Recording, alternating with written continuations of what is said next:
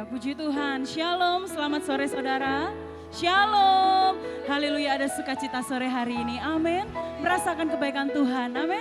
Haleluya, mari sore hari ini kita datang ke hadirat Tuhan. Kita mau bernyanyi dan bermazmur bagi dia sore hari ini. Terima kasih Tuhan, terima kasih. Kami membawa penyembahan kami yang terbaik. Kami membawa mazmur kami juga yang terbaik untuk-Mu Tuhan. Terima kasih Yesus.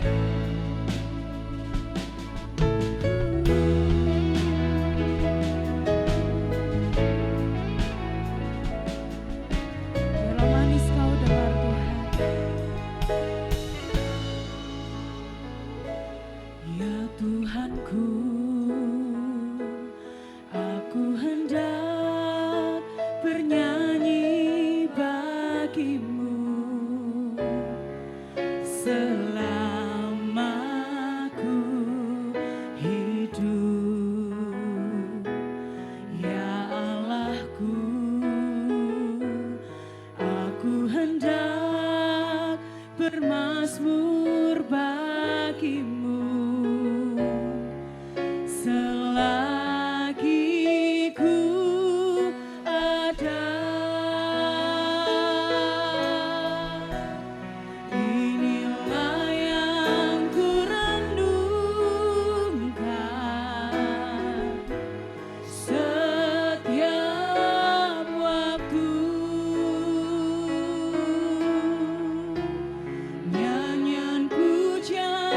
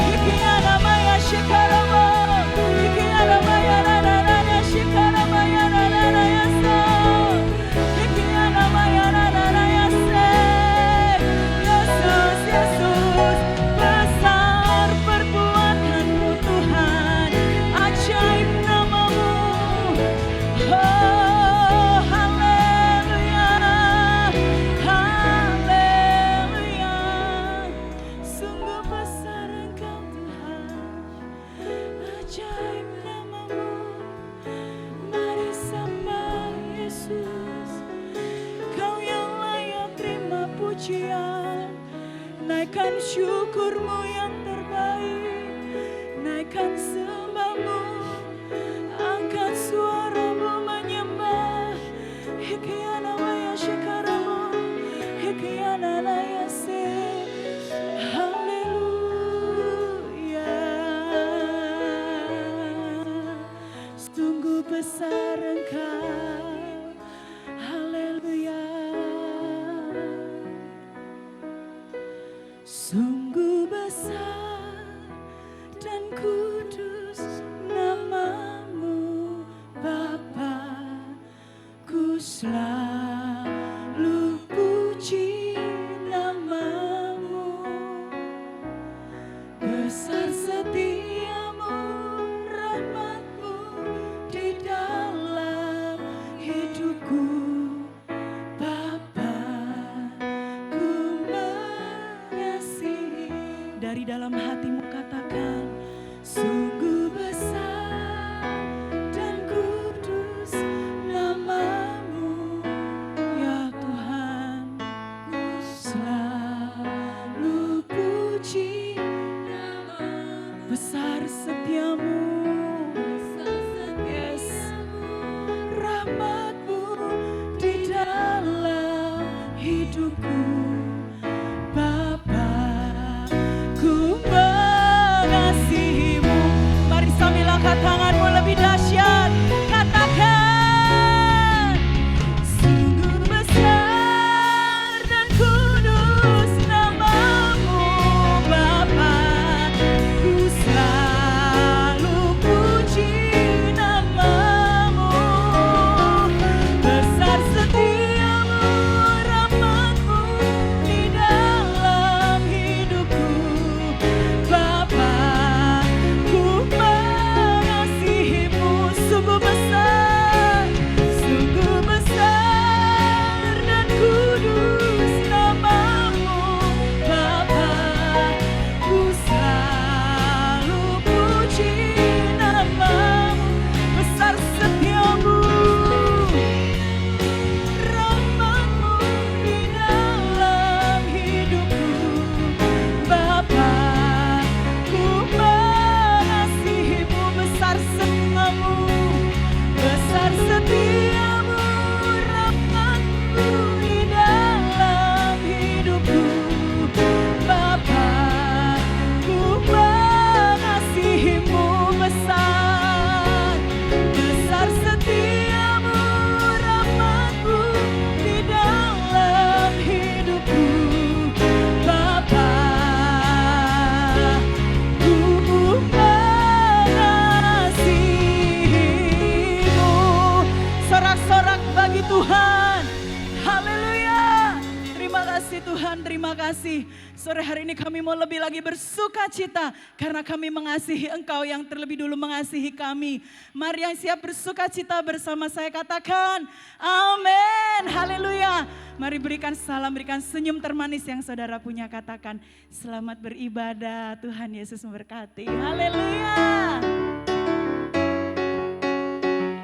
Mari sore hari ini kita muji Tuhan kita. Haleluya.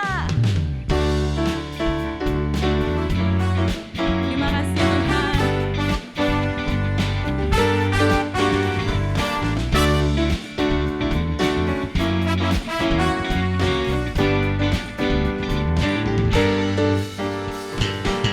Bagaikan air sirami tanah dersang, rasa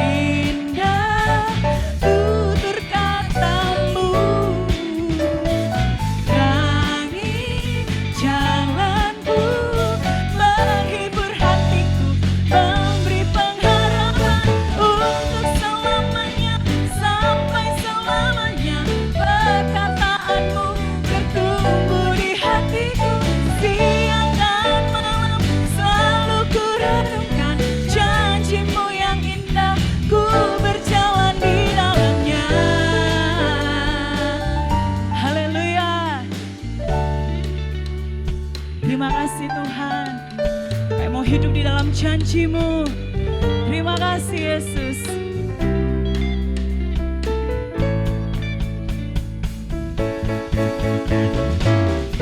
Ku ingin selalu mendengar suara-Mu dan ku renungkan setiap waktu sebab Kau milikku selamanya sampai selamanya. Ya, yes, tumbuh di hatiku siang dan malam selalu ku renungkan janji-Mu yang indah. Ku berjalan untuk selamanya sampai selamanya. Perkataan-Mu bertumbuh di hatiku siang dan malam selalu ku renungkan janji-Mu yang indah. Ku berjalan di dalam untuk selamanya sampai selamanya. Ya, amin. Siang dan malam selalu ku renungkan janji-Mu yang indah. Ku berjalan di dalamnya. Janji-Mu yang indah, ku berjalan di dalamnya. Amin. Janji-Mu yang indah, ku berjalan di dalamnya.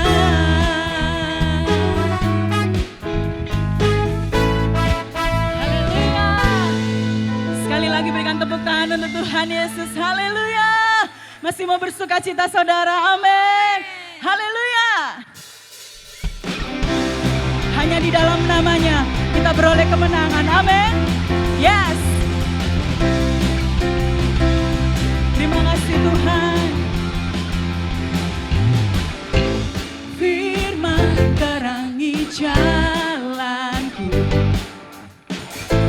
perisai iman di setiap waktu,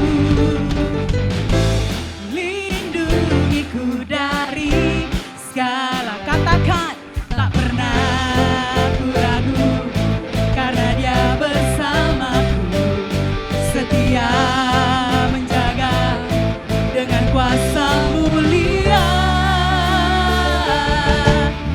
Hanya di dalam namanya Yesus Dia sumber pengharapan di sepanjang hidupku. Amin. Hanya di dalam kuasa-Nya pasti tersedia kemenangan bagiku selama-lamanya. Yes. Terima kasih Tuhan. Sama-sama katakan kebenaran. Kebenaran yang bebaskan, selalu berikan ku kekuatan. Untuk apa? Hadapi segala tantangan. Tak pernah ku ragu karena Dia bersamaku, setia menjaga dengan kuasa mulia. Hanya di dalam namanya Yesus Dia sumber pengharapan di sepanjang hidupku. Hanya di dalam kuasa-Nya pasti tersedia kemenangan bagiku selama-lamanya. Oh, oh, oh, yes. Oh, katakan, dalam namanya ada pengharapan, dalam kuasa-Nya kemenangan. Mari umat pemenang katakan, hanya di dalam namanya Yesus Dia sumber pengharapan di sepanjang hidupku. Hanya di dalam namanya. Amin. Pasti tersedia tersedia kemenangan bagiku selamanya. Hanya di dalam namanya Yesus ya sumber pengharapan di sepanjang hidupku. Hanya di dalam kuasa-Nya pasti tersedia kemenangan bagiku selama-lamanya. Oh yes. Oh, dalam namanya ada pengharapan, dalam kuasa-Nya kemenangan. Sorak-sorak yang kemenangan bagi Tuhan. Haleluya. Haleluya, wow.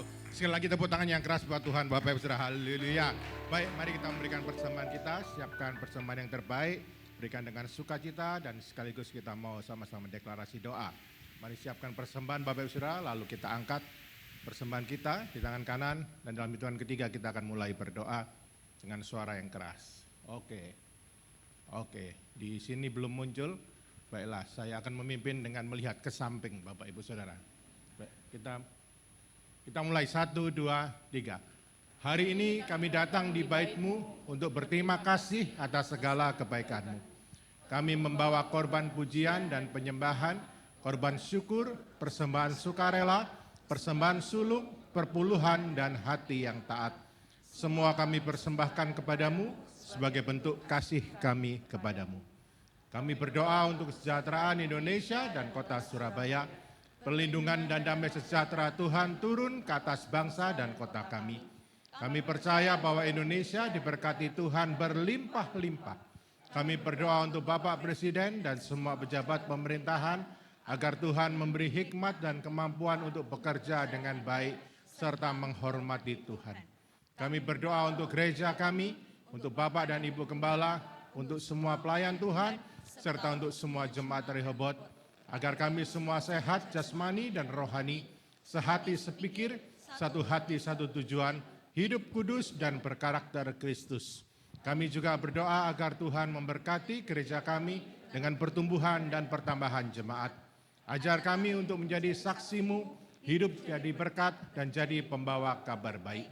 Kami berdoa untuk pekerjaan dan pelayanan kami.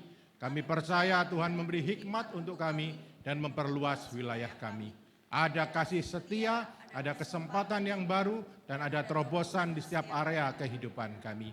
Kami percaya Tuhan memberkati dan memberi keberhasilan buat kami. Kami nyatakan kami hidup dalam musim yang penuh berkat. Kami membawa keluarga kami dan mohon berkat dari-Mu. Penuhi rumah kami dengan kasih-Mu, sehingga kami hidup rukun, setia, dan saling mengasihi. Kami percaya keluarga kami hidup makmur, kami tidak akan kekurangan, karena Engkau yang mencukupkan segala keperluan keluarga kami. Anak-anak kami dipenuhi hikmat Tuhan dan memiliki masa depan. Aku dan keluargaku akan setia kepada Tuhan. Tuhan Yesus, Engkau lebih dari cukup, sekarang dan selamanya Engkau lebih dari cukup. Dalam nama Tuhan Yesus Kristus, kami berdoa dan mengucap syukur. Haleluya, amin. Ya amin. Beri kemuliaan yang keras buat Tuhan, haleluya. Baik, sebelum duduk salami kanan kiri, Bapak Ibu katakan ketemu lagi, Tuhan Yesus memberkati. Haleluya. Kalau sudah silakan duduk dan kita akan mendengarkan kabar baik berikutnya. Silakan.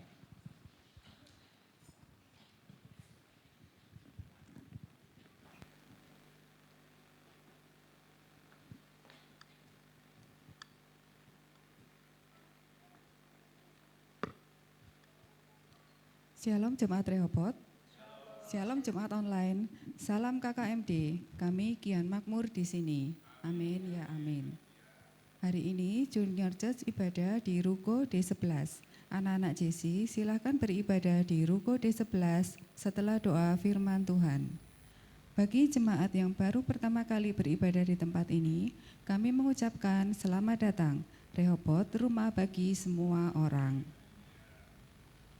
Hari ini firman Tuhan akan disampaikan oleh Pastor Putut Petra Wulandaru. Selamat melayani Pastor, Tuhan Yesus memberkati. Rehoboth Women's Ministry, Jumat 26 Juni 2026 pukul 10 pagi. Pray, Praise and Worship bersama PDM Joy Ervian. Mengundang para wanita untuk mengikuti ibadah PPAW di tempat ini. Menara Doa Rehoboth, Sabtu 27 Juni 2026 pukul 10 pagi, mengundang pendoa, pelayan Tuhan dan jemaat untuk mengikuti Menara Doa Rehoboth di lantai 1. Gospel of Christ Service, Sabtu 27 Juni 2026 pukul 5 sore dengan pembicara Pastor Jonathan Jason, mengundang remaja dan pemuda untuk mengikuti GOJ Service di tempat ini. Ibadah Raya Cabang Rehoboth Jemur Andayani, Minggu 28 Juni 2026 pukul 10 pagi dengan pembicara Pastor Semi Gunawan dari Kudus. Ibadah Raya Rehoboth Pusat, Minggu 28 Juni 2026. Ibadah Raya pertama pukul 8 pagi dan Ibadah Raya kedua pukul 5 sore dengan pembicara Pastor Semi Gunawan dari Kudus. Ibadah juga disiarkan secara online melalui YouTube GPI Rehoboth Surabaya. Saatnya persembahan. Persembahan hari ini ada 2, persembahan rutin amplop warna biru dan persembahan diakonia amplop warna ungu. Persembahan dapat dilakukan dengan cara scan QR Code atau memasukkan persembahan ke dalam amplop warna biru dan ungu yang sudah disediakan di sandaran kursi. Para diakones akan melayani Bapak, Ibu, Saudara, dan Saudari. Terima kasih. Mari kita memberikan persembahan yang terbaik buat Tuhan. Tuhan Yesus memberkati. Haleluya, selamat memberi yang terbaik untuk Tuhan. Mari kita persiapkan hati kita untuk menerima kebenaran firman Tuhan sore hari ini.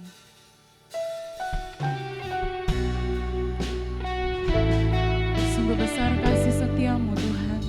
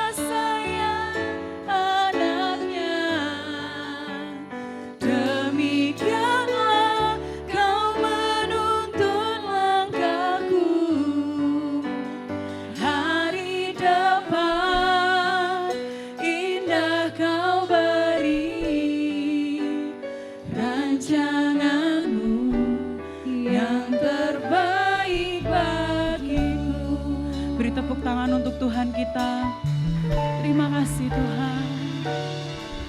Bapa, besar sungguh kasih setiamu,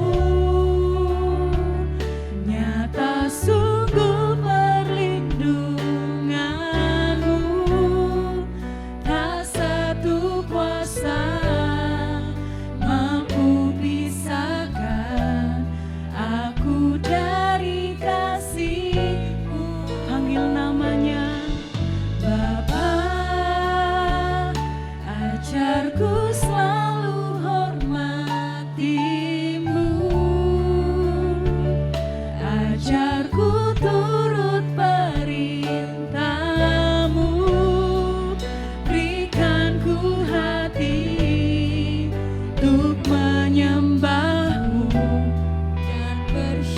kita bangkit berdiri bersama-sama, nyatakan Bapa sayang anaknya,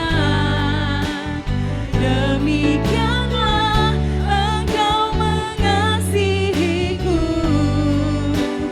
Kau jadikan biji matamu, Kau berikan semua yang ada padamu, seperti Bapa sayang anaknya, demikianlah Kau menuntun langkahku, hari depan indah Kau beri, rancanganmu yang terbaik bagiku. Mari lebih lagi sama-sama nyatakan, seperti Bapa sayang anaknya, demikianlah Engkau mengasihiku, Kau jadikan biji matamu, Kau berikan semua yang ada padamu, seperti Bapa sayang anaknya, demikianlah Kau menuntun langkahku, hari depan indah Kau beri, rancanganmu yang terbaik bagiku, seperti Bapa sayang anaknya. Yes, terima kasih Tuhan. Demikianlah Engkau mengasihiku, Kau jadikan biji matamu, Kau berikan semua yang ada padamu, seperti Bapa sayang anaknya, demikianlah Kau menuntun langkahku, hari depan indah Kau beri, rancanganmu yang terbaik bagiku. Sekali lagi, seperti Bapa sayang. Untuk Pastor Putut saya persilakan. Demikianlah Engkau mengasihiku, Kau jadikan biji matamu, Kau berikan semua yang ada padamu, seperti Bapa sayang anaknya, demikianlah Kau menuntun langkahku, hari depan indah Kau beri, rancanganmu yang terbaik bagiku. Hari depan indah Kau beri. Hari depan indah Kau beri, rancanganmu yang terbaik bagiku. Hari depan indah Kau beri. Hari depan indah Kau beri, rancanganmu yang terbaik bagiku. Sama-sama berikan kemuliaan yang meriah bagi Tuhan. Itulah yang kami percaya bahwa rancangan-Mu itu sempurna dalam hidup kami. Tangan-Mu adalah tangan yang paling aman untuk kami, memasrahkan diri kami, mempercayakan diri kami. Biarlah senantiasa hidup kami di dalam genggaman tangan kuasa-Mu. Kami akan baik-baik saja selagi Tuhan bersama dengan kami. Kami akan baik-baik saja selagi tangan Tuhan terus memegang kami. Biarlah kami juga terus menerus untuk mau mendekat kepadamu, beribadah kepada Tuhan, terutama juga membuka hati dan pikiran kami untuk kebenaran firman Tuhan. Berkatilah hamba-Mu di dalam segala kekurangannya, perlengkapi supaya kiranya di dalam hidupnya boleh mempermuliakan nama Tuhan. Hamba-Mu datang ke tempat ini tidak untuk kemuliaan dirinya, tapi kami mau sama-sama mempermuliakan Tuhan. Sebab tidak ada seorang pun yang datang ke tempat ini untuk meninggikan dirinya. Kami bersama-sama mau meninggikan Tuhan. Demi Kristus Yesus Allah yang juru selamat kami, yang kami sembah, yang kami muliakan, dan yang kami ingin hendak dengar suaranya, kami berdoa bersama. Haleluya. Amin. Silakan duduk, berikan kemuliaan yang meriah dulu buat Tuhan kita. Puji Tuhan. Shalom. Syukur kepada Tuhan oleh karena kasih dan anugerah Tuhan sehingga sore hari ini kita boleh kembali bersama-sama untuk kita melayani Tuhan dan juga kita bersyukur pada Tuhan untuk kesempatan kita boleh mendengar firman Tuhan. Saya juga menyampaikan terima kasih Bapak Ibu Gembala yang sudah memberi saya kesempatan serta juga memberi pada saya waktu untuk saya boleh melayani Tuhan. Kiranya pelayanan kita bersama boleh senantiasa mempermuliakan nama Tuhan. Puji Tuhan. Baik, oke. Ya.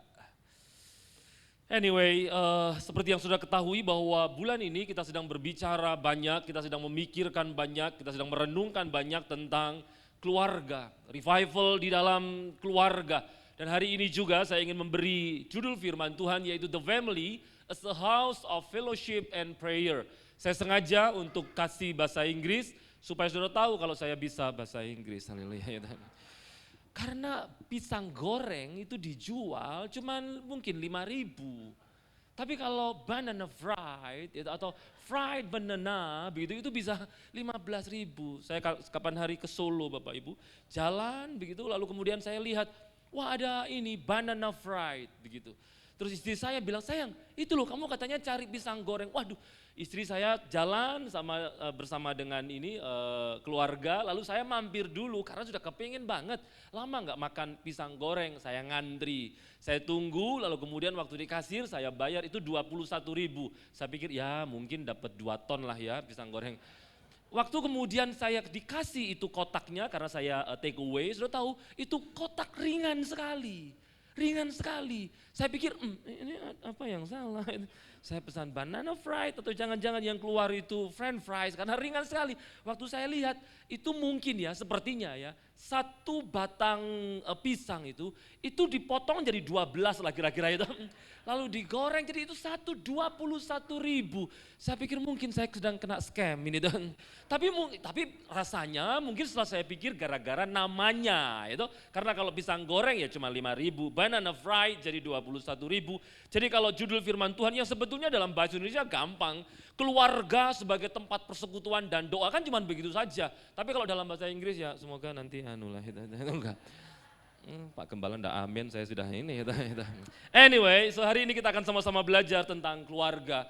Bapak Ibu saya ingin mengawali dengan kalimat ini, bahwa seringkali apa yang terjadi dalam keluarga, masalah yang terjadi dalam keluarga itu bukan karena konflik yang besar, tapi karena adanya keheningan rohani. Saya ulang sekali lagi ya sampai sudah amin. Karena kalau sudah tidak amin saya ulang terus jadi khotbahnya lebih lama ini. Sudah pulang jauh lebih lama nanti. Makanya kalau sudah rajin amin kita khotbah bisa lebih cepat, pulang lebih cepat itu. Saya ulang ya, bahwa seringkali problem dalam rumah tangga itu bukan karena adanya konflik. Tapi belum selesai juga itu. Tapi sering karena apa? Terjadinya apa? Keheningan rohani. Contoh-contoh maksud saya begini loh. Kadang suami istri itu ngomong gak teriak-teriak, gak bentak-bentakan. Gak lu denger dong, kalau aku ngomong kamu diem. Bukan begitu, mereka ngomong baik-baik. Tapi tahukah saudara yang terjadi apa? Rupanya di tengah komunikasi yang nampak baik, terjadi apa? Eksploitasi cinta kasih. Istri ingin dipuaskan dari cinta suami. Rasanya kayak ada apa itu? Keinginan untuk terpuaskan. Baik itu berkaitan dengan perasaan cinta, perasaan kasih, perlindungan, kasih sayang. Padahal dengar baik-baik ya, sayangnya kalau kita itu ingin dipuaskan dengan cinta manusia, kita tidak akan pernah terpuaskan. Saya sudah ngomong di awal, kalau saudara tidak rajin amin, tak ulangi. Saudara dengar baik-baik, tak ulangi lagi kan. Jadi kalau kita itu ingin dipuaskan, berdasarkan cinta kasih pasangan, Pak Bu dengar baik-baik, tidak akan ada suami, istri yang cukup untuk memuaskanmu. Betul? Iya, ini kayaknya memang harus ada pemulihan rumah tangga. Iya. Pak dengar baik, Bu dengar baik. Bukankah banyak kita tahu kasus bahwa suami sudah punya istri yang cantik, tapi masih kecantol wewe gombel, yang ternyata orang lihat, loh ya ampun, delok apa sih? Wah bojone jauh lebih cantik. Lah itu kayak gitu modelnya gitu. Tapi ternyata istri yang cantik itu waktu suami pulang tuh bukannya sambutan cinta kasih, cuma gini. Betul ya? Sama. Pria-pria yang ganteng juga nggak akan bisa memuaskan kok. Dulu kalau cari cowok, kalau cari pacar, aku cari yang perutnya itu kotak-kotak gitu ya. Banyak lemarinya di sini, ada resletingnya, ada macam-macam begitu itu. Yang kalau dia garuk-garuk gini, sini kayak ada mangga. Haleluya. Seweneng kayak gagah banget. Gitu loh, jalan itu wah begitu tuh. Suka yang begitu.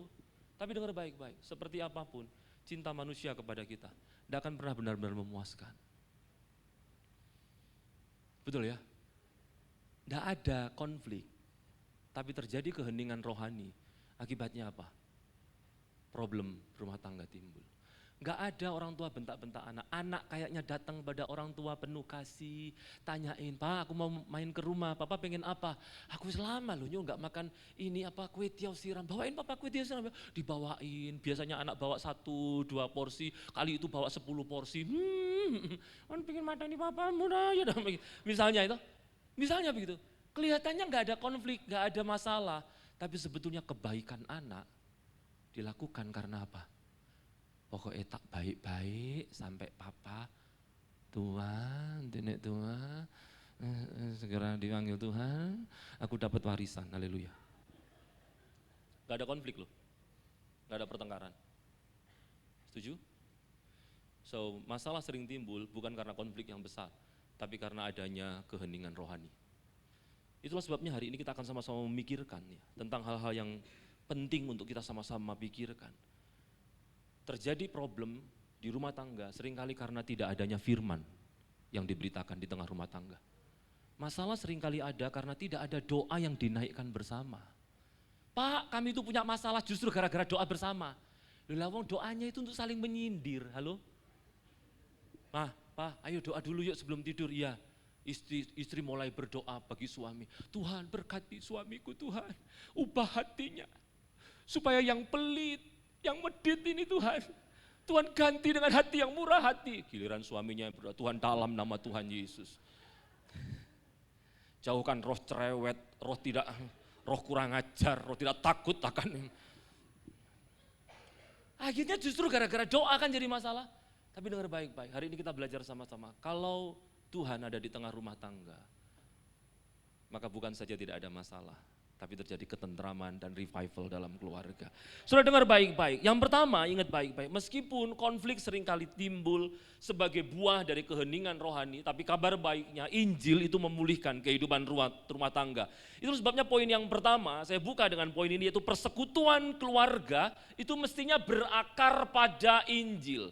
Persekutuan keluarga itu apa? Berakar pada Injil. Kita lihat sama-sama 1 Yohanes pasal 1 ayat yang ke-6 dan ke-7.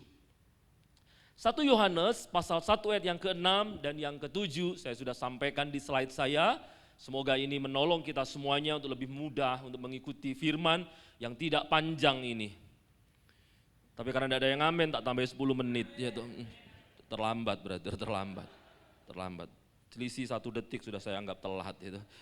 1 Yohanes pasal 1 ayat 6 sampai 7. Jika kita katakan bahwa kita beroleh persekutuan dengan Dia, Allah, namun kita hidup di dalam kegelapan, kita berdusta dan kita tidak melakukan kebenaran. Maksudnya adalah kalau benar kita ini memiliki persekutuan dengan Allah, ya harusnya hidup kita itu hidup di dalam kebenaran. Setuju ya? Jika kita hidup dalam terang sama seperti Dia ada di dalam terang, maka kita beroleh persekutuan seorang dengan yang lain. Ini menarik loh. Ayat 6 bicara tentang persekutuan dengan Allah Ayat 7 rupanya kalau kita ini hidup di dalam terang dan bersekutu dengan Dia, maka kita beroleh persekutuan seorang dengan yang lain. Dengan demikian kita bisa melihat bahwa apa? Bahwa persekutuan seorang dengan yang lain tidak bisa tidak adalah akibat yang baik dari persekutuan kita dengan Allah. Atau saya coba balik, bahwa persekutuan dengan Allah yang baik pasti menghasilkan persekutuan dengan sesama yang baik pula. Dua orang, suami istri, kelihatan bersama, kelihatan satu tempat tidur bareng. Kemana-mana kadang-kadang bareng. Duh, aku lihat ya, pastor ini ya, Pastor Petra itu luar biasa loh. Dia misalkan jalan di mall, mesti loh, nggak pernah enggak, istrinya digandeng begini. Orang pikir mesra, padahal enggak. Ini tak culno, diskon apa gitu, hilang bojoku itu. Misalnya itu. Lihat saya duduk misalnya di food court atau apa, lihat kami berdua beli tongji 1 gelas, sedotannya double 2, seruput-seruput begitu. Orang bilang, ya ampun cek mesra ya, anak wis 2 loh cek mesra gitu. Padahal irit itu ya.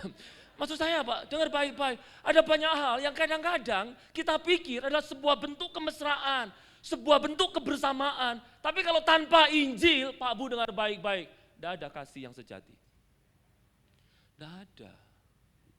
Tanpa Injil, tidak ada. Tanpa persekutuan dengan Allah terlebih dahulu, tidak mungkin menghasilkan persekutuan dengan sesama yang baik. Makanya jangan heran. Ada satu persekutuan doa. Bahkan jemaat di gereja, kelihatan kalau ketemu shalom. Gitu. Kau saudaraku, gitu, nyanyinya begitu tuh. Beri tos kanan kiri. Setiap lagu WL-nya ngomong begitu, beri tos lagi kanan kiri.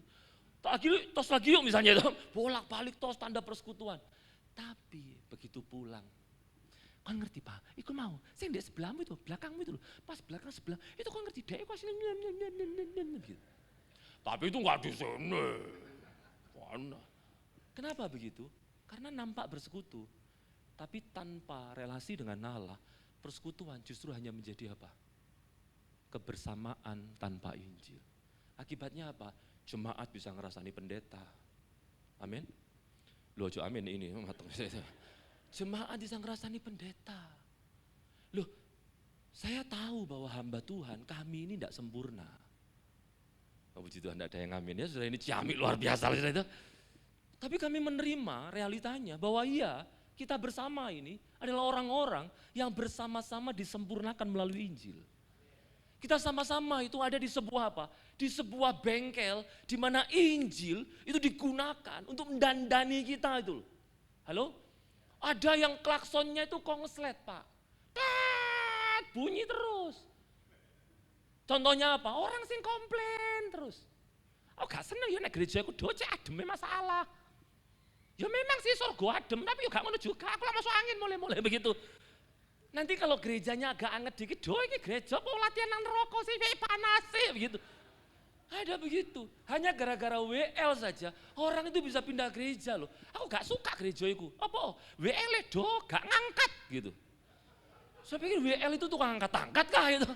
Kan enggak. So many things, dikomplain semuanya. Halo? Karena apa? Klaksonnya konslet. Betul ya? Ini kayaknya saya menyusahkan kameramen ya, saya kanan. Ya. Saya itu hampir seluruh bidang pelayanan pernah melayani. Saya melayani di musik, saya melayani jadi kameramen juga pernah. Satu-satunya pelayanan yang saya tidak pernah itu adalah jadi kolektan. Ya, saudara tidak perlu tahu alasannya apa. Tapi maksud saya paling suka kalau waktu jadi pelayanan, waktu pegang kamera, paling suka pendeta yang diam tegak berdiri Indonesia Raya di balik mimbar. Paling seneng saya. Sudah paling seneng tak. Itu sudah kunci kita hapian. Begitu kan. Tapi kalau ada pendeta yang riwa-riwi kita begini. Tapi enggak apa-apa lah kalau saya riwa-riwi itu menganiaya kameramen karena seringkali dalam penganiayaan rupa Kristus semakin nyata. Haleluya. Pak Bu dengar baik-baik, seringkali kita mungkin nampaknya bersekutu. Tapi tanpa persekutuan dengan Allah yang mendahului persekutuan manusia, gak ada kasih yang sejati. Sama suami istri kalau tidak ada Tuhan di antara mereka, gak ada persekutuan yang sejati. Suami hanya sibuk fokus pada kekurangan istri. Istri sibuk fokus pada kekurangan suami. Orang tua sibuk fokus pada kekurangannya anak. Anak juga begitu tuh. Dan seterusnya. Makanya ini penting, saya kasih highlight warna biru. Supaya kita tahu persekutuan dengan Allah yang mendahului persekutuan seorang dengan yang lain. Itulah sebabnya kenapa ya. Walaupun memang rekreasi bersama, pergi ke hotel, pergi ke villa bersama dengan istri, anak-anak, itu memang penting, boleh tentu saja. Kenapa enggak? Quality time bersama dengan keluarga, itu penting, itu perlu. Betul kan? Satu kali kita keluar bersama keluarga, handphone kita letakkan semua, enggak ada yang main handphone. Kita di meja makan duduk berempat, berlima bersama dengan anak, sama juga anaknya tetangga gitu, yang mirip kita gitu. Enggak ada yang begitu itu. Misalnya kita sama keluarga. Iya. Kok ada anaknya tetangga diajak. Kenapa mirip kita gitu. Misalnya kita bersekutu begitu. Kita enggak ada yang main handphone ya, kita ngobrol. Boleh, tentu saja boleh. Enggak ada yang salah dengan hal itu. Tapi lagi-lagi ya, kalau kebersamaan itu tanpa Injil, tanpa dibarengi atau diawali dengan persekutuan dengan Allah, itu memang perlu dilakukan, tapi tidak akan terlalu banyak dampaknya.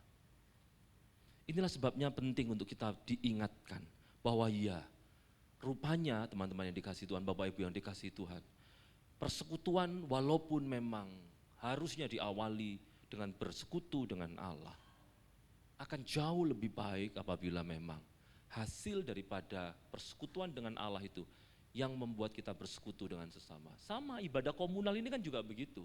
Ibadah komunal ini, ibadah bersama-sama atau ibadah raya ini, tanpa diawali dari pribadi-pribadi yang bersekutu dengan Allahnya secara pribadi, maka tidak ada ibadah raya yang betul-betul bersama-sama memuliakan Allah, tidak ada.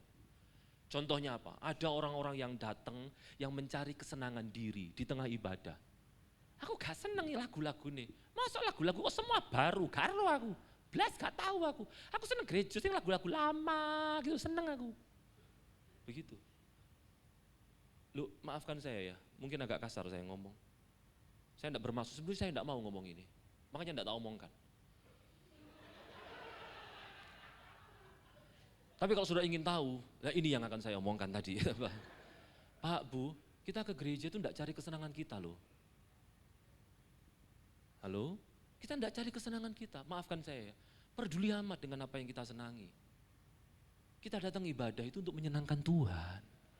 Ini bukan soal, kalau saudara datang ke sini, bayar tiket, nonton konser, saudara boleh komplain. Gak suka aku lagunya, wele fales, boleh.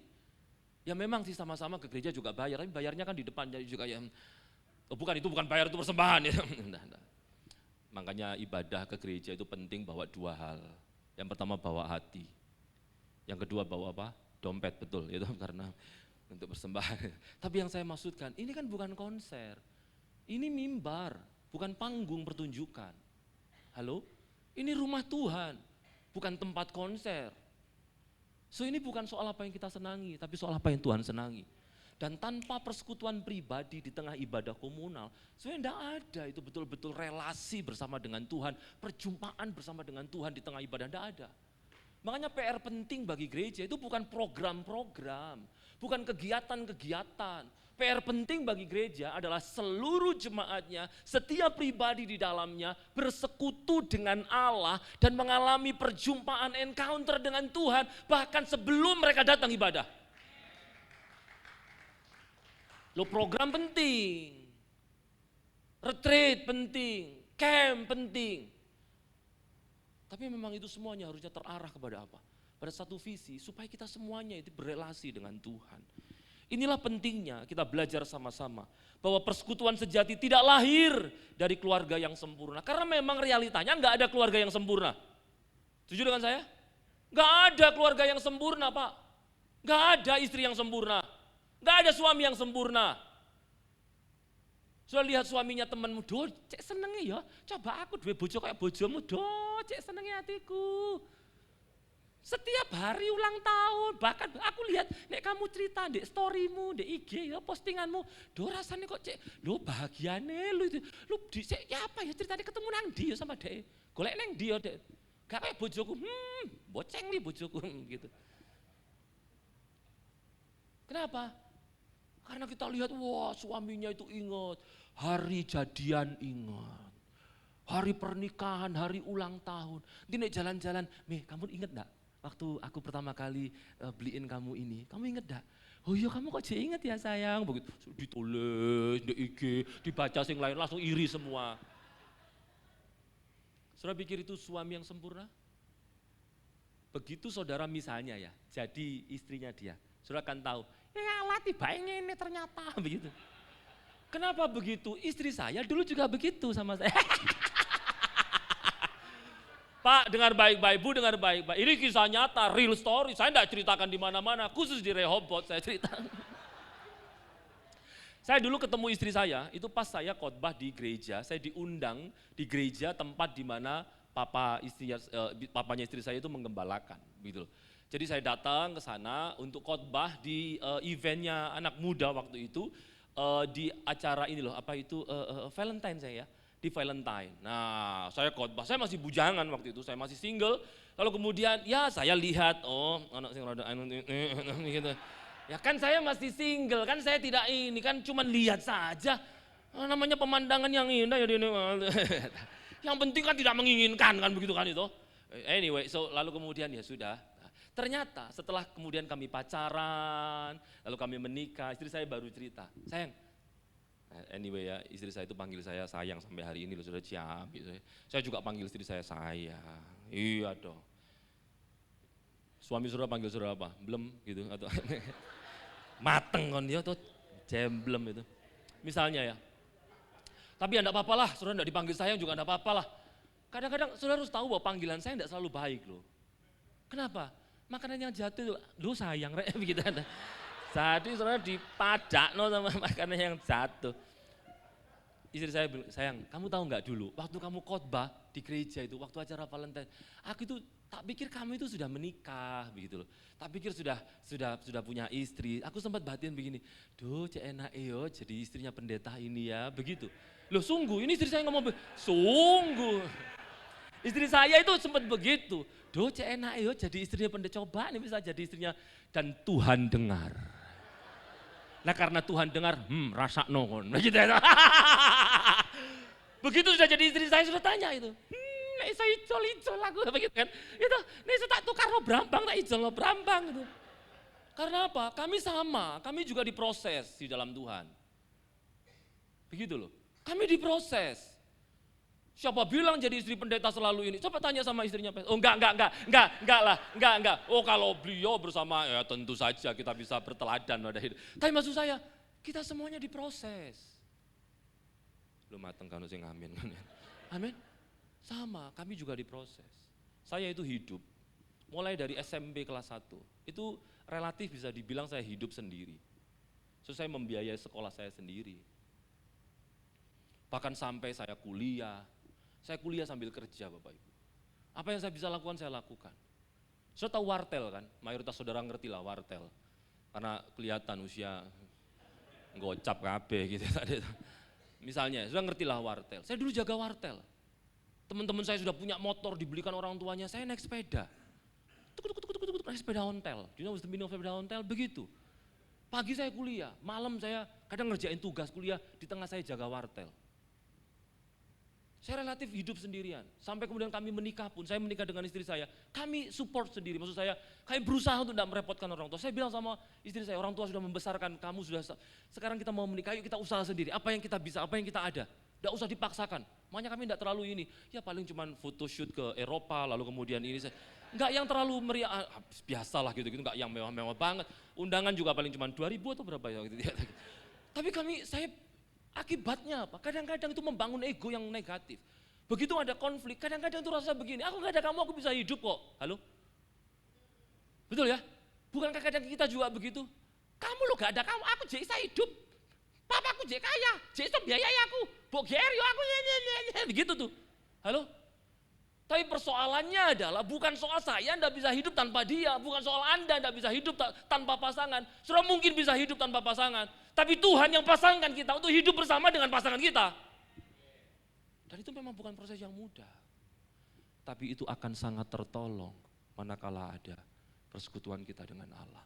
Makanya persekutuan sejati tidak lahir dari keluarga yang sempurna. Karena memang tidak ada keluarga yang sempurna. Semua keluarga punya strugglingnya masing-masing. Kalau enggak pasangan ya anak. Kalau enggak anak, ya anaknya tetangga yang mirip dengan kita tadi dulu. Enggak, itu sudah lewat yang tadi ya. Kalau enggak itu ya kadang-kadang soal mertua, soal orang tua, soal saudara. Halo? Begitu memang. Tetapi persekutuan yang sejati itu ada di tengah keluarga yang hidup di bawah salib yang sama. Bayangkan jika masing-masing anggota keluarga Bapak Ibu berdiri di kaki salib yang sama. Lalu di salib itu masing-masing anggota keluarga melihat bahwa apa? Tuhan, aku ini orang yang gak pantas tuh dikasihi Tuhan. Tapi Tuhan mengasihi aku. Sudah tahu dampak dari itu? Kita akan lebih mudah mengasihi pasangan. Betul kan? Tuhan, aku ini orang yang gak pantas diterima Tuhan loh. Aku sudah salah berkali-kali lagi. Tuhan tetap ampuni aku. Tuhan thank you ya. Kita bisa lebih mudah menerima kelemahan pasangan. Mengampuni pasangan. Pak, Bu, ini serius loh. Kalau saya tidak punya teladan itu, dengar baik-baik ya, kami tidak akan duduk bersama hari ini melayani Tuhan. Seriously. Saya bersyukur saya punya teladan seperti Kristus itu. Saya bersyukur kami berdua berhasil oleh karena kasih karunia Tuhan untuk ada berdiri di salib yang sama dan melihat betapa Tuhan yang menerima kami itu. Sehingga tidak ada alasan untuk saya tidak menerima pasangan saya, istri saya. Apalagi cantik dan awet muda begini, haleluya. Yang kata jemaat kayak anak saya, puji Tuhan. Gitu. Tadi saya bercanda di toilet. Pak, tadi yang duduk di samping Bapak kan istri, bukan anak kan? Oh bukan, istri lah. Saya itu sengaja cari istri yang awet muda, yang jauh lebih muda. Supaya apa? Biar pria-pria yang lain jealous dan iri gitu. Enggak lah. Tapi istri saya puji Tuhan nampak awet muda. Kalau sudah pengen tahu skincare-nya, istri saya enggak pakai skincare. Puji Tuhan irit Bapak Ibu ya toh. Istri saya pakai apa? Fresh care ya toh. Jadi biar enggak masuk angin gitu. Tapi saya bersyukur bahwa kami oleh karena kasih karunia Tuhan di dalam proses yang tidak mudah, kami melihat teladan kasih Kristus kepada kami. Kami melihat teladan pengampunan Kristus kepada kami. Kami tahu bahwa Tuhan kehendaki kami hidup bersama untuk diproses di dalam kekudusan kami. Pernikahan adalah sarana yang paling efektif untuk memproses kesalehan kita. Loh ini enggak berarti kami yang jomblo-jomblo enggak diproses dalam kekudusan dan kesalehan. Masih ada yang jomblo ya, beberapa mungkin ya. Nanti kita adakan khusus ibadah bagi para jomblo ya. Itu jadi kita adakan tumpang tangan, tumpang kaki. Tapi puji Tuhan ini sudah Juni, penderitaan jomblo itu Februari, itu paling menderita. Betul kan? Jomblo boleh katakan amin? Masih Tapi dengar baik-baik, saya tidak bilang bahwa yang jomblo tidak diproses Tuhan dalam kesalehan. Tapi masalahnya begini loh, kita misalnya diproses melalui teman. Gampang saja, kalau kita punya teman yang toksik, kita tinggal cari komunitas yang lain, teman yang lain, halo? Tapi kalau kita diproses dalam kesalehan, melalui istri atau suami, mateng. Kita mau kemana? Pulang ke rumah orang tua masing-masing? Enggak mungkin kan? Apalagi kalau rumah saudara enggak cukup gede. Kalau rumahnya gede 3 lantai masih lumayan. Suami di atas, istri di bawah. Suami di tengah, istri di atas, masih lumayan. Lah kalau rumahnya kayak rumah saya, mau saya ini buka pintu ketemu bojo gitu. Mau ke dapur ketok deh gitu. Karena saklu tekan dino wis demi saklu. Tapi kami bersyukur walaupun rumah kami tidak besar, tidak mewah, tapi ada Tuhan di dalamnya. Haleluya, puji Tuhan. So ini pentingnya. Makanya hidup suami istri itu memang dipakai Tuhan untuk memproses kekudusan kita, kesalehan kita. Dan memang tidak ada keluarga yang sempurna. Tapi sekali lagi persekutuan sejati memang tidak lahir dari keluarga yang sempurna. Tapi keluarga yang hidup di bawah kaki salib yang sama. Yang kedua ini yang terakhir. Tapi karena sudah tidak amin, tak ada poin 5, berarti sampai 5 nanti poinnya. Coba lihat ya, doa bersama adalah hak istimewa anak-anak Allah. Kalau tadi kita sudah belajar tentang bagaimana pentingnya untuk kita berelasi dengan Tuhan. Salah satu media kita berelasi dengan Tuhan, supaya melalui relasi dengan Allah itu membuahkan relasi yang baik, kepada satu orang dengan orang yang lainnya, maka salah satu cara adalah kita apa? Memanfaatkan hak istimewa yang diberikan Tuhan bagi kita, yaitu apa? Doa. Coba lihat Matius 18 ayat 19 sampai 20. Matius 18 ayat 19 sampai 20. Jika dua orang daripadamu di dunia ini sepakat meminta apapun juga, saya sudah tampilkan di slide-nya. Jika dua orang daripadamu ini sepakat meminta apapun juga, permintaan mereka itu akan dikabulkan oleh Bapakku yang di sorga. Dan jangan sampai misinterpretasi ya, karena ini tidak berarti bahwa seadanya permintaan kita dikabulkan Tuhan. Tentu maksudnya tidak begitu. Karena jika ada permohonan-permohonan bahkan di dalam doa yang tidak tujuannya untuk kemuliaan nama Allah dan tidak baik bagi kita, maka Dia sebagai Bapa yang baik tidak mungkin mengabulkan doa yang tidak membawa pada kemuliaan namanya dalam hidup kita. Tapi maksudnya tentu saja ini adalah bahwa Allah itu mendengar doa kita semuanya. Sebab di mana 2 atau 3 orang berkumpul dalam namaku, berapa orang tadi? 2 atau 3 orang berkumpul dalam namaku, di situ aku ada di tengah-tengah mereka. Nah ini kita perlu ngerti juga. Ini tidak berarti bahwa Tuhan itu hadir di dalam persekutuan kalau ada 2 atau 3 orang atau lebih tentu saja maksudnya. Yang saya maksudkan begini loh. Bahkan 1 orang berdoa, Tuhan hadir. Sudah doa sendirian di kamar, Tuhan berkati suamiku. Suami tidak tahu karena lagi kerja. Sudah masuk kamar, sudah doa. Istri-istri di sini kan begitu kan. Kalau suami kerja, kita masuk kamar, kita mendoakan. Ini istri kok. Gitu. Kok istri-istri begini kan, oh iya kan di sini kan begitu. Kalau suami kerja, enggak ada. Kalau di gereja lain, suami kerja, istri-istri ngemol, haleluya. Kalau di sini kan istri-istri masuk kamar mendoakan Tuhan berkati, kan begitu kan ya.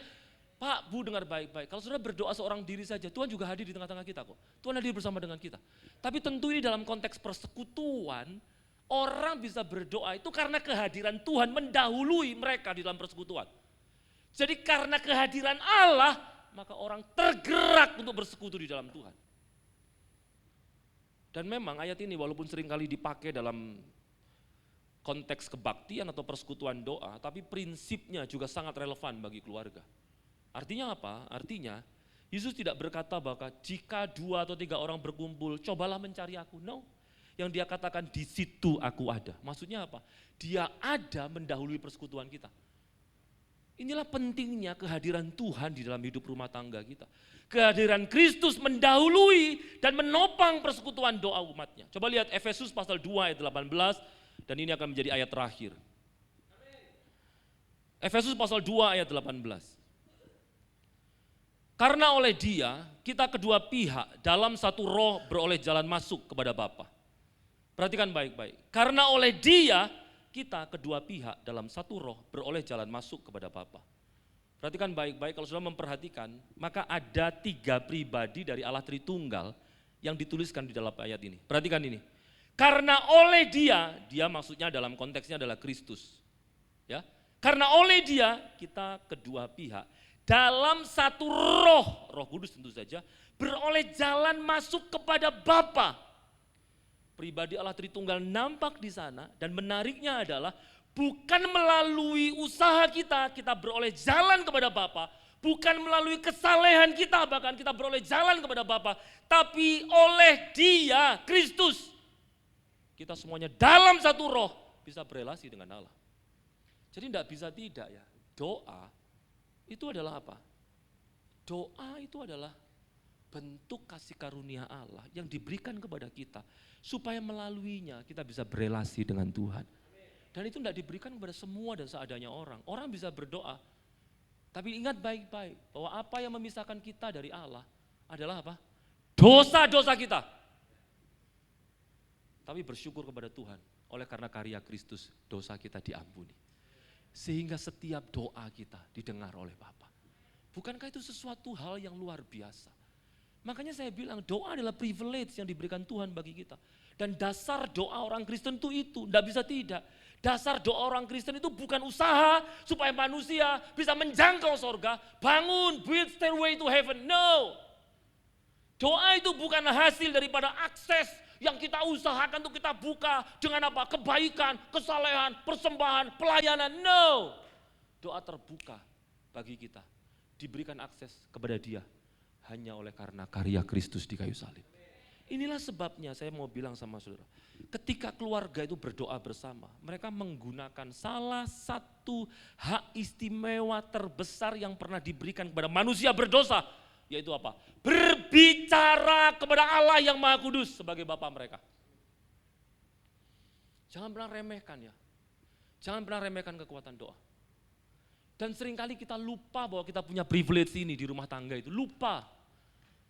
Waktu suami kemudian hatinya berubah, waktu suami menjadi suam-suam, kita lupa untuk berdoa kepada Allah. Kita terbawa emosi, kita meresponi dengan cara yang salah, kita lupa kita bisa berdoa. Bukankah Alkitab yang mengatakan bahwa apa? Allah itu menguasai hati, Allah itu menggenggam hati manusia. Makanya jelas bahwa apa? Dikatakan bahwa apa? Hati seorang raja itu seperti batang air di tangan Tuhan. So tahu batang air itu apa? Itu kayak apa itu? Selang. Do you know the meaning of selang? Halo? Apa itu? Apa itu? Pipa air gitu. Tapi zaman dulu kan belum ada pipa air. Kenapa? Karena Mas Pion belum ada kan itu. Zaman dulu itu kalau orang mau mengalirkan air, mereka pakai batang-batang tanaman yang kayak polong-polong itu loh, yang lubang tengahnya. Nah itu bagaimana caranya supaya disatukan, dikaitkan, diikat begitu rupa sehingga bisa mengalirkan air. Dan menariknya dikatakan di dalam Alkitab bahwa hati raja seperti batang air di tangan Tuhan, dialirkannya kemana ia ingin. Kenapa kok hati raja? Hati raja itu hati yang keras, yang tidak butuh masukan, dia mau semaunya sendiri, dia mau putuskan apa, tidak butuh pertimbangan orang lain, dia mau dengan kehendaknya sendiri. Tapi seperti itu pun, hati seperti itu pun di tangan Tuhan, digerakkan Tuhan kemana ia ingin. So siapa yang bisa merubah suami? Siapa yang merubah hati istri? Siapa yang bisa merubah hati anak kembali kepada orang tua? Tuhan. Dan kita seringkali lupa untuk berdoa mengenai hal itu. Saya kasih cerita sedikit. One day saya ketemu sepasang bule di alun-alun Surabaya. Sudah tahu alun-alun Surabaya kan? Duh mateng kan. So tahu nih Pasar Atom, gitu. PTC. Alun-alun Surabaya itu di Jalan Urip, bukan Urip, apa itu perempatan, bukan Wali Kota Mustajab. Kejauhan. Oh alah mata, cari di GPS, ini loh sekolah Trimurti, lalu kemudian kantor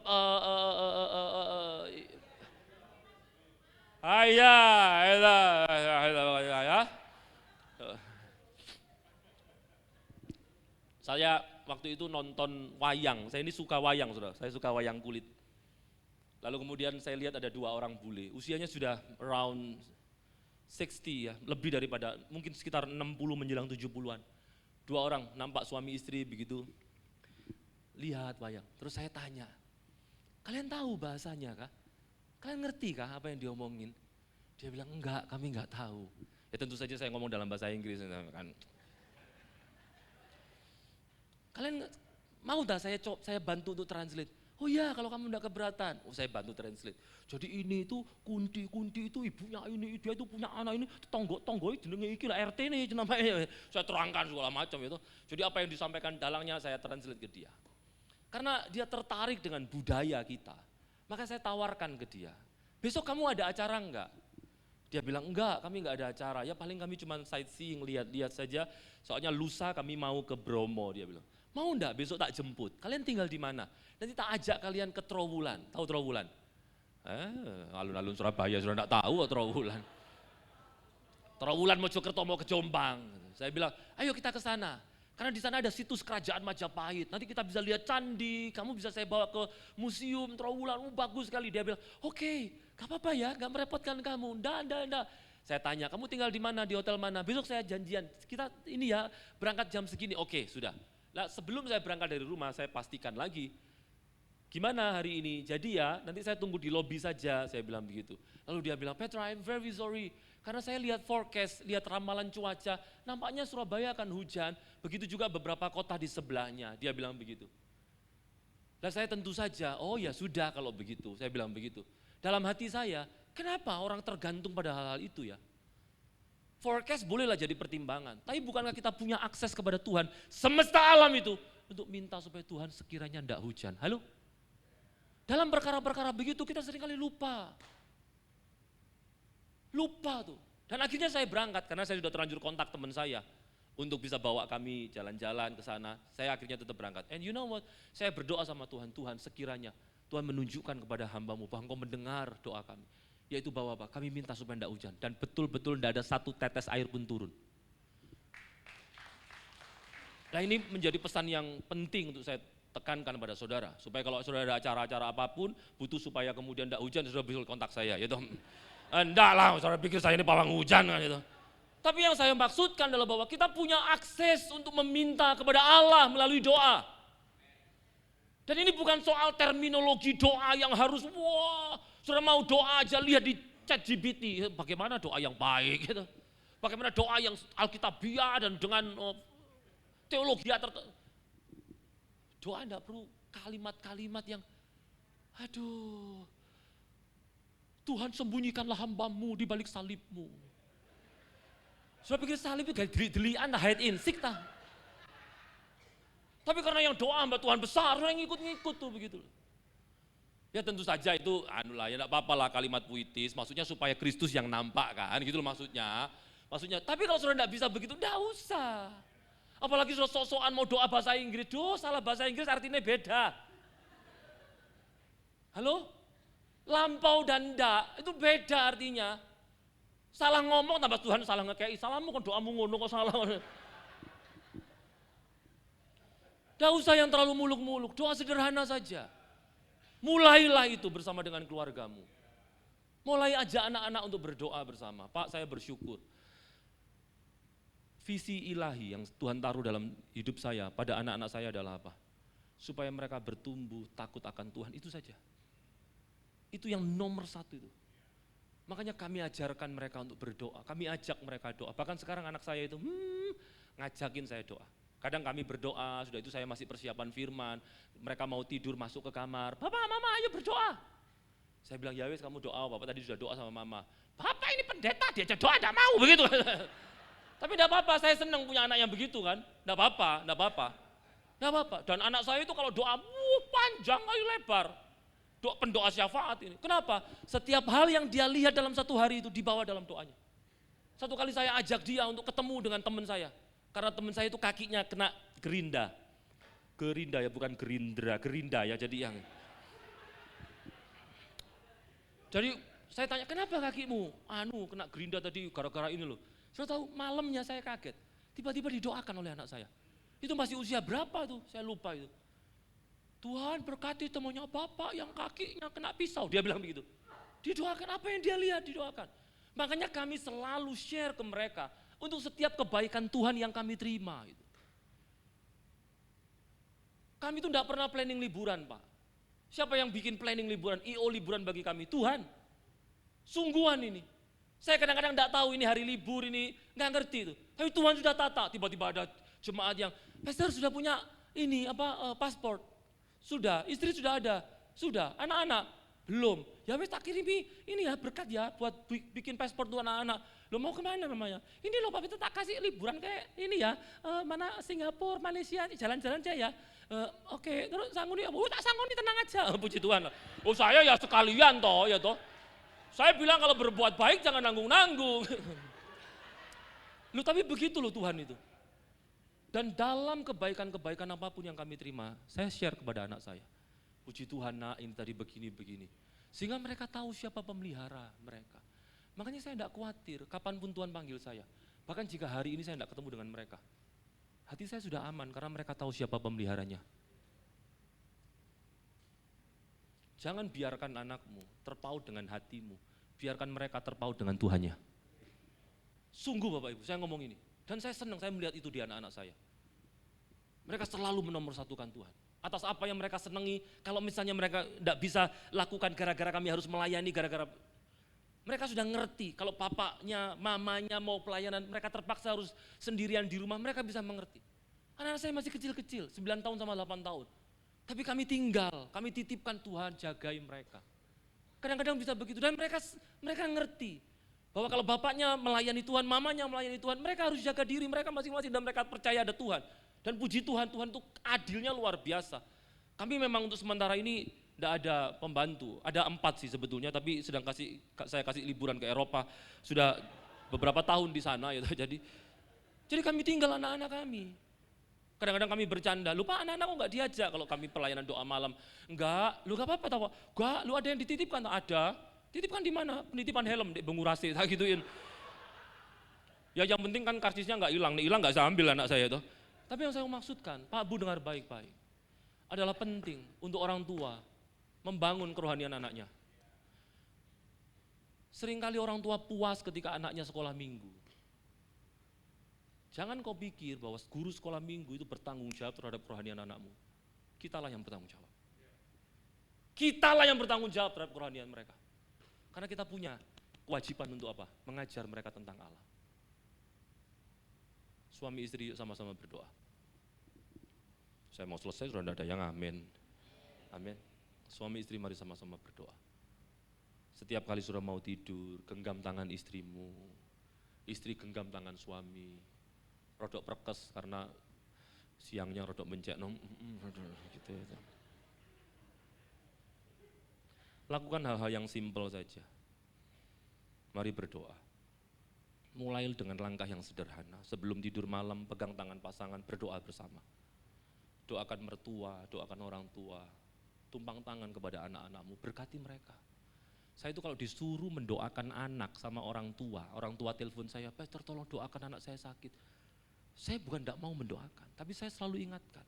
Kalian itu dipercaya Tuhan untuk membesarkan anak, dan waktu Tuhan perintahkan kalian untuk membesarkan anak, tidak mungkin Tuhan tidak perlengkapi kalian dengan kuasa untuk mendoakan anakmu. Halo? Gitu loh, mau berangkat sekolah doakan. Tuhan berkati anak-anakku Tuhan. Supaya jangan seperti hari yang kemarin dia ingin temui koncone. Jangan, doakan yang terbaik. Naikkan satu doa singkat bersama-sama, bersama dengan istrimu, suamimu. Saudara sebagai orang tua, jadikan meja makan itu sebagai mesbah keluarga. Kalau saudara punya meja makan di rumah, saya enggak pakai meja makan sih. Kami kalau makan ya duduk bersama ya enggak ada meja makan. Bukan karena kami enggak mau rumah kami. Tapi saya selalu ngomong, nak sudah say thank you belum sama mama yang sudah masakin. Jangan lupa doa. Puji Tuhan kita mesti bisa dikasih makan sama Tuhan. Tuhan yang menyediakan food on the table, amin. Bukan saja makanannya disediakan Tuhan. Tuhan yang masih izinkan rahangmu ini bisa ngunyah makananmu. Karena kalau tidak, sudah tidak pernah, saya ini pernah bangun tidur, mau doa pagi, plan doa. Saya anggap, sungguh Bapak Ibu. Saya sudah mateng gak bisa doa pagi, saya ini doa pagi, saya yang gitar, saya nyanyi bersama dengan istri saya begitu. Nah kalau saya, kan ya apa? Saya doa Tuhan, ampuni Tuhan, mungkin terlalu semangat tadi angopnya, wah gitu, 7 oktav begitu. Tuhan ampuni dalam nama Tuhan Yesus. Saya enggak pikirkan, saya ke toilet, saya gosok gigi, persiapan segala macam. Tiba-tiba saya, kok gak sakit ya? Sakit. Tapi saya bersyukur loh. Untuk disadarkan Tuhan betapa fragile-nya kita. Halo? Maka kalau saudara bisa makan, menghadapi makanan, jadikan meja makanmu sebagai mesbah keluargamu. Ajak anak-anak bersyukur, ajari mereka doa. Dengan begitu suami itu gak komplain sama istri. Duh masakanmu bolak-balik iki. Ya gak jangan kunci.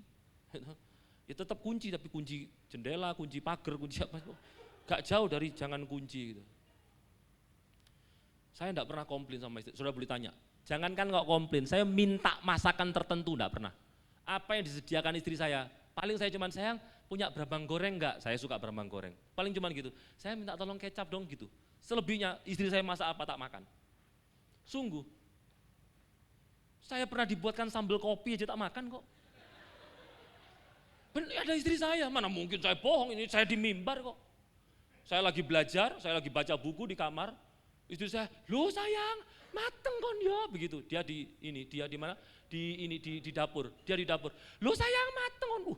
Saya langsung telepon Gojek untuk nganter dari kamar saya ke mana? Ke dapur. Karena kan beberapa hektar rumah kami situ. Jadi saya, oh no sayang, kenapa sayang? Gitu. Ini loh, jadi ibu saya baru di rumah. Lah orang tua kadang-kadang bersih-bersih ini dan itu. Pindah barang-barang, tempatnya dipindahin. Jadi yang harusnya itu tempatnya terasi, itu diganti sama ibu saya. Jadi tempat kopi.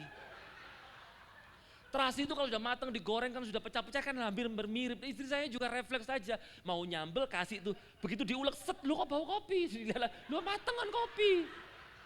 Saya tahu sebagai istri yang tentu saja sudah menyediakan waktunya, tenaganya, dan sebagai suami yang cinta Tuhan dan cinta istri, haleluya itu.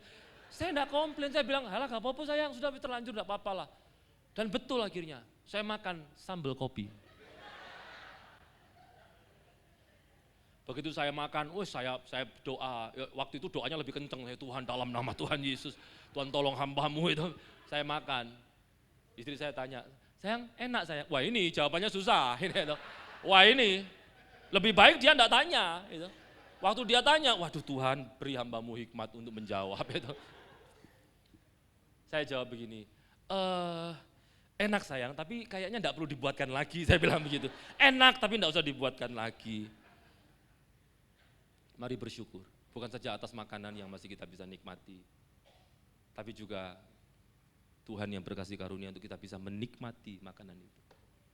Ajar anak-anak kita untuk bersyukur, anak-anak juga begitu. Anak-anak dengar baik-baik, kalau engkau belum bisa membahagiakan orang tuamu, setidaknya jangan tambahkan beban mereka. Saya ulangi ya, anak-anak dengar baik-baik, kalau engkau belum bisa membahagiakan orang tuamu, setidaknya jangan tambahi beban mereka dong. Saudara kerja, menikah, punya anak titip no mama. Ma titip anak yo ma, aku kerja. Pinter.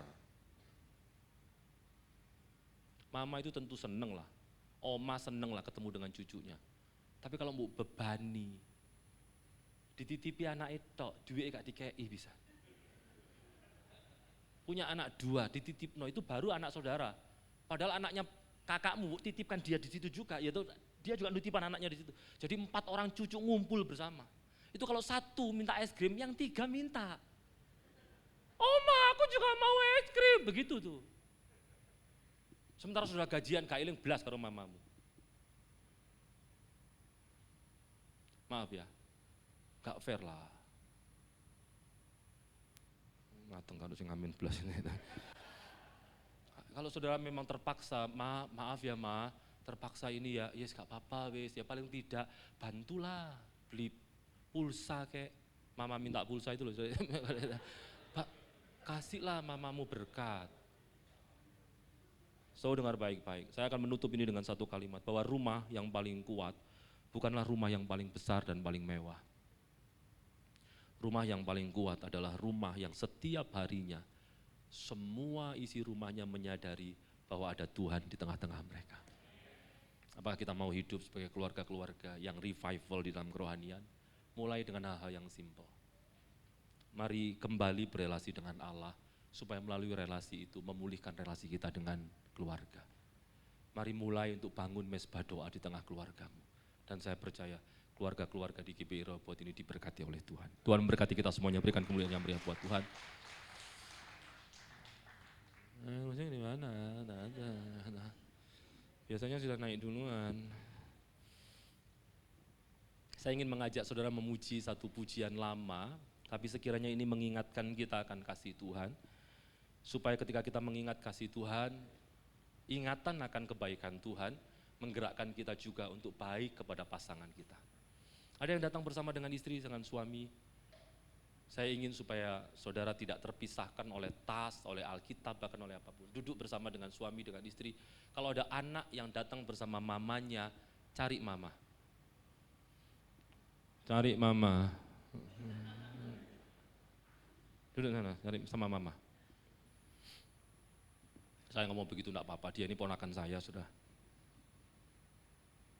Ya anak-anak duduk sama mama ya. Pastikan saudara duduk bersama dengan keluarga. Asher, cari istri, cari suami. Yang di atas turun dulu, ayo cari suami. Enggak ada. Bapak Ibu dengar baik-baik, anak, orang tua. Momen ini mungkin bukan atau tidak selalu terjadi, tapi saya ingin kita sama-sama datang kepada Tuhan sebagai keluarga di dalam Tuhan. Sama-sama kita tahu bahwa keluarga bukan orang yang sempurna. Orang yang di sebelah saudara bukan orang yang sempurna, tapi bukanlah kita juga tidak sempurna bagi mereka? So tidak cari kesempurnaan, kita cari Tuhan di tengah ketidaksempurnaan. Supaya kehadiran Tuhanlah yang menyempurnakan kita. Saya ingin mengajak saudara untuk memuji, ingat kasih-Nya, ingat kebaikan-Nya. Tundukkan kepala, ambil waktu teduh sejenak. Sebelum kita memuji pujian ini, saya ingin saudara bersyukur akan setiap orang yang hari ini ada di sebelahmu. Kalau Tuhan izinkan saudara datang bersama dengan istri, dengan suami, atau bahkan anak dengan orang tuanya, mari saling berpegangan tangan. Mari saling berpegangan tangan. Doa saya Tuhan memulihkan rumah tangga saudara semua. Hubungan mertua dengan menantu dipulihkan Tuhan. Hubungan anak dengan orang tuanya dipulihkan Tuhan. Saya berdoa supaya keluarga-keluarga dari GBI Rehoboth ini dipulihkan oleh Tuhan semuanya. Mari bersyukur atas mereka. Di tengah kekurangan mereka kita disempurnakan loh. Kita belajar tentang apa itu kesabaran melalui suami yang kadang menyita energi kita.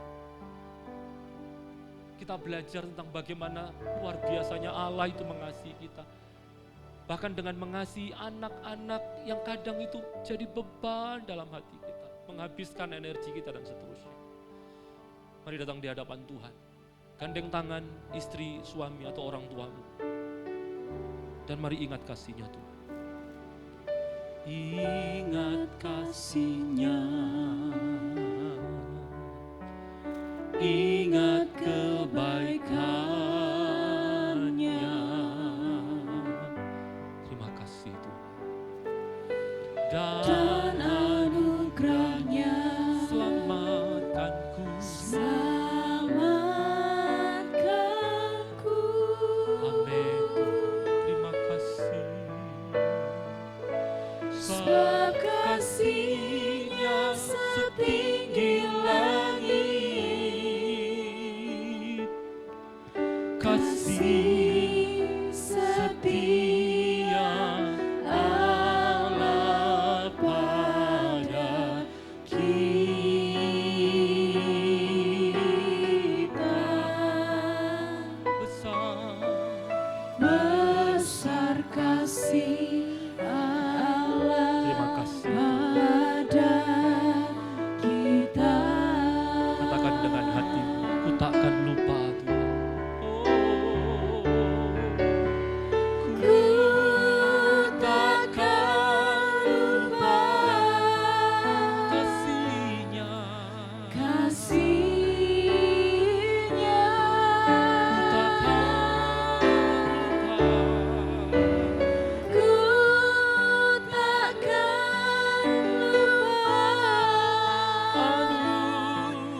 anugerah-Nya. Dia penuh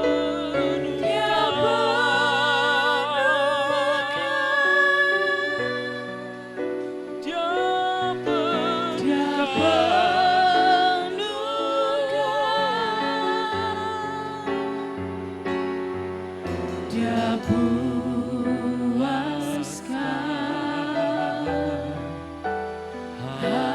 hasratku.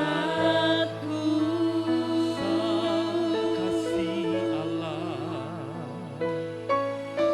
besar kasih Allah pada kita. Kalau saudara masih menggenggam tangan pasanganmu atau tangan anakmu, tangan orang tuamu, hari ini saya ingin mengajak saudara untuk mengingat betapa luar biasanya kasih Tuhan kepadamu. Mari jadikan kasih Tuhan itu sebagai bekal kita untuk mengasihi orang-orang yang hari ini diizinkan Tuhan masih ada bersama. Bersyukurlah apabila masih ada suami atau istri yang menemanimu. Bersyukurlah setidaknya mungkin kau masih punya anak-anak yang mengasihimu.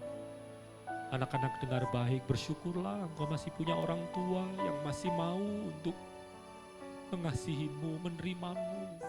Waktu orang tua marahin kamu itu karena mereka sayang loh sama kamu. Nah kalau enggak, mereka enggak perlu habiskan energi mereka marahin kamu. Maka dengar baik-baik. Setiap tangan yang sedang saudara genggam, mungkin orang tuamu, mungkin pasanganmu, saudaramu, Mari kasihi mereka dengan kasih-Nya Tuhan. Ingat bahwa Tuhan begitu hebat mengasihi. Mari pujikan sekali lagi, ingat kasih-Nya. Ingat kasih-Nya, ingat kebaikan-Nya. Ingat kebaikan-Nya,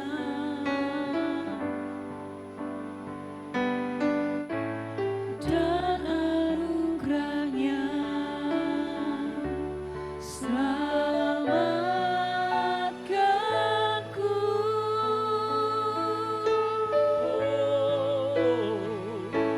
Sebab kasih-Nya setinggi langit, Kasih setia Allah pada kita. Besar kasih Allah pada kita. Ku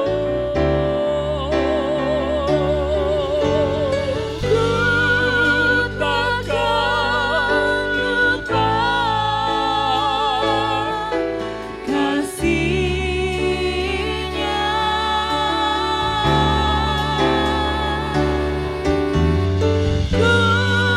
takkan lupa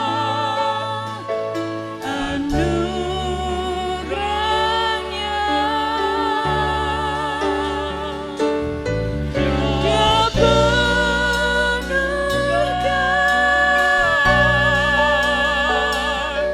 Dia penuhkan, Dia puaskan hasratku. Thank you Tuhan, terima kasih Tuhan Yesus. Besar kasih Allah pada kita. Besar kasih Allah,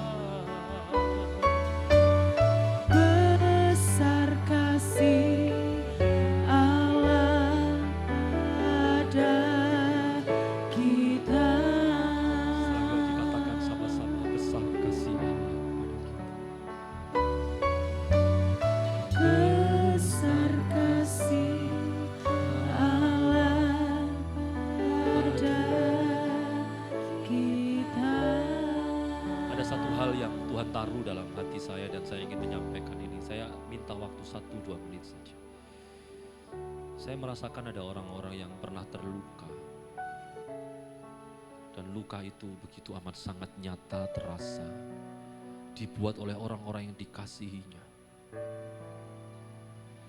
Seringkali luka itu bahkan membuat kita susah untuk mengasihi. Seringkali kalau kita mengingat luka itu, yang ada adalah kebencian, kepahitan. Dengar baik-baik kepada siapapun yang sedang merasakannya dan kepada kita semua yang mendengarnya.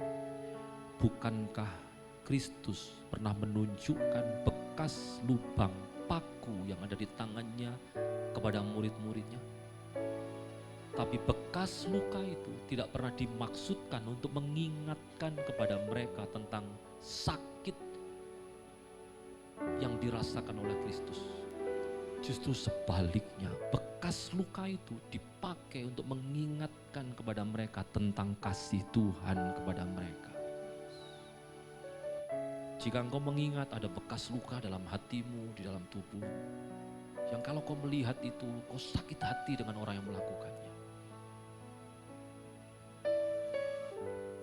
Maka biarlah kasih Tuhan mengubahkan dan membebat luka hatimu itu. Dan justru menjadikan bekas luka yang ada di hatimu atau di tubuhmu. Untuk mengingatkan tentang betapa hebatnya kasih Tuhan kepadamu. Sebab hanya oleh karena kasih-Nya kamu bisa menerima orang yang telah melukai hatimu itu.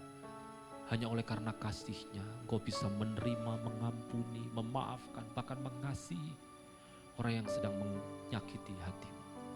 Hari ini kiranya kasih karunia Allah berlimpah untuk kehidupan rumah tangga seluruh jemaat. Engkau yang mempersatukan rumah tangga ini ya Tuhan. Maka kiranya Engkau sendiri yang menjaga. Mendoakan Pastor Luke bersama dengan Ibu juga. Supaya melalui hidup rumah tangga mereka betul-betul boleh menjadi teladan bagi kehidupan seluruh jemaat. Hamba-Mu mendoakan seluruh keluarga beliau. Anak-anak Tuhan memberkati senantiasa. Cucu Tuhan berkati senantiasa. Seluruh keluarga besar beliau Tuhan jagai senantiasa. Hamba-Mu mendoakan setiap jemaat-jemaat-Mu. Supaya kiranya pemulihan terjadi. Bukan nanti, bukan besok. Detik ini juga mereka semuanya dipulihkan oleh Tuhan.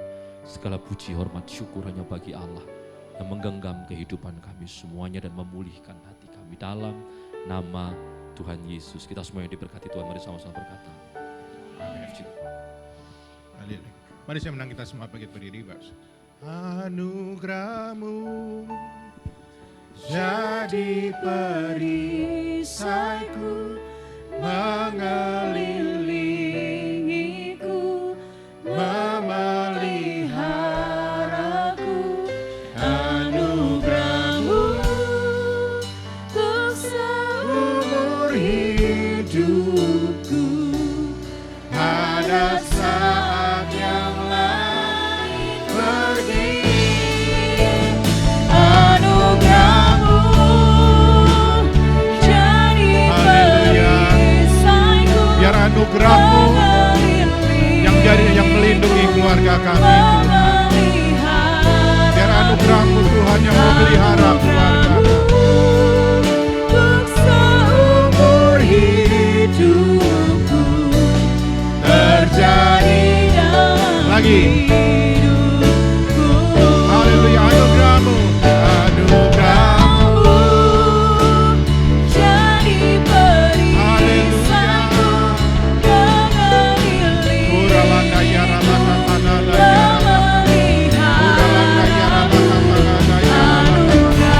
biar anugerah-Mu Tuhan yang mengelilingi keluarga kami, yang melindungi keluarga kami, yang memelihara keluarga kami, Tuhan.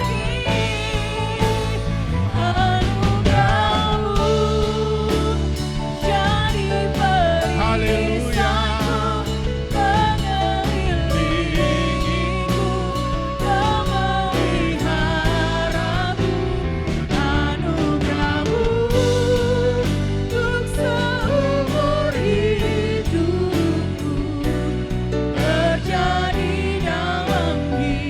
Anugerah-Mu untuk seumur hidupku.